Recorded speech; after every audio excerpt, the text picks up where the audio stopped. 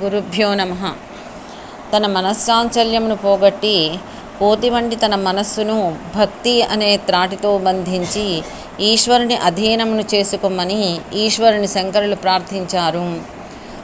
20వ శ్లోకం. సదా మోహాటవ్యాం చరతి యువతీనాం కుచగిరౌ నటత్యాశాఖా స్వటతి ఝటితి స్వైరమభితః కపాలిన్ భిక్షో మే హృదయ కపిమత్యం దచపలం దృఢం భక్త్వా బద్ధ్వా శివ భవదధీనం కురు విభో. శివ, ప్రభు, నా హృదయము అనే మర్కటము ఎల్లప్పుడూ మోహము అనే అడవియందు సంచరిస్తోంది. జవ్వనుల స్తన పర్వతాలపై నాట్యము చేస్తోంది. ఆశలు అనే కొమ్మలపై అంతటా స్వేచ్ఛగా వేగంగా సంచరిస్తోంది. ఓ కపాలి, ఆదిభిక్షు, మిక్కిలి చంచలమైన నా హృదయము అనే కోతిని దృఢంగా భక్తితో బంధించి నీ స్వాధీనము చేసుకో. నమస్తే.